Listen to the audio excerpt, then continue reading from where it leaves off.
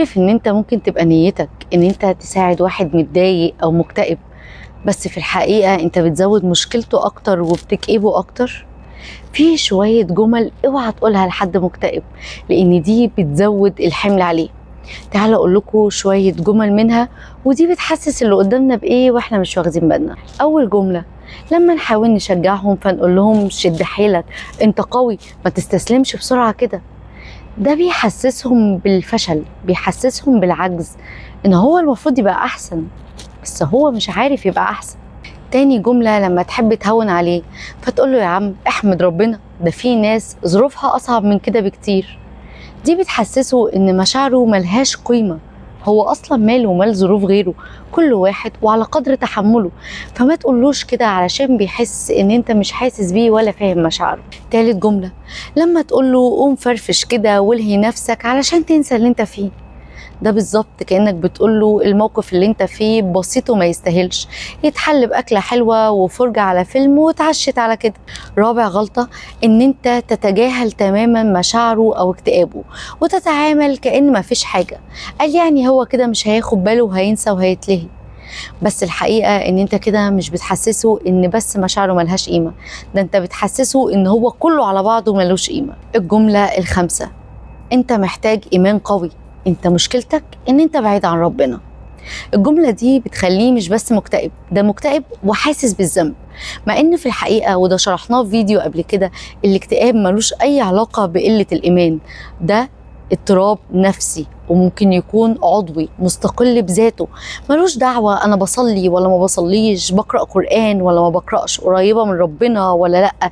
ده ليه حسابه وده ليه مشاعره تانية خالص واحساس تاني خالص. رقم 6، لو قلت له على فكرة انت لو عايز تخرج من اكتئابك هتعرف تخرج منه كويس قوي، انت اللي حابس نفسك وده اختيارك وانت اللي واخد القرار بنفسك. الجملة دي بتحسسه ان الاكتئاب مجرد كسل او قرار هو مش عايز يغيره، قرار في ايده. مش بيتعامل مع الاكتئاب انه مرض حقيقي، مرض ليه دكاترة، ليه ادوية، بيدرس، ليه علاج، ليه جلسات. جيت انت لخصتها له من انت لو عايز تخرج منه هتخرج بس انت اللي مش عايز. طب يا ندى انت كده قفلتيها علينا خالص، يعني انا لا ينفع اتجاهله ولا ينفع اواسيه ولا ينفع اشجعه، اعمل له ايه؟ ببساطة المكتئب عايز حاجات بسيطة قوي، عايزك تسمعه، ان هو يتكلم وانت تسمع وتسمع وبس، تسمع من غير ما تحكم عليه، تسمع من غير ما تعدل على كلامه، تسمعه وتسيبه يفضفض.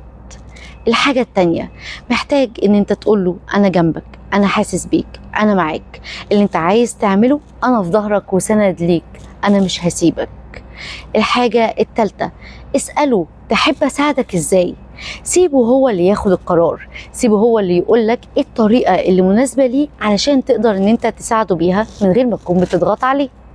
الحاجة الرابعة، قول له ما تيجي نعمل حاجة بسيطة مع بعض، أنا مقدر مشاعرك بس إيه رأيك نخرج نتمشى 10 دقايق بس نشم هوا من غير ما نتكلم خالص، مجرد تمشية وتغيير جو مش أكتر. والأهم من كل ده إن أنت تفضل وراه وتشجعه إن هو يروح لحد متخصص، تقول له ده بطريقة والتانية والتالتة، أو تدور له على دكتور وتجيب له ريفيوز وتشجعه وتجيب له حالات كان عندها اكتئاب قبل كده وخرجت منه، خليه يروح للاتجاه الصح.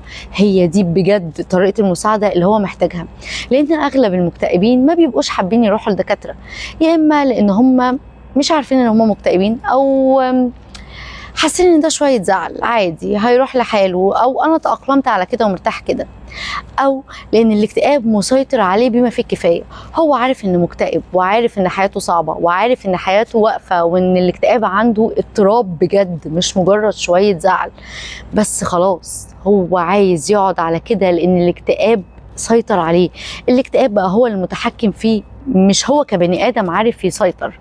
فأنت مساعدتك ليه إنك تشجعه إنه يروح لحد متخصص. التعامل مع الاكتئاب مش نصايح جاهزة متعلبة وتطلع وقت ما احنا نحتاجها، ده محتاج صبر، محتاج احتواء. كلمة صغيرة منك ممكن تهون على اللي قدامك، وكلمة أصغر ممكن تزود وجعه وانت مش حاسس. اختار دايما ان انت تكون الأمان، ما تبقاش حمل زيادة.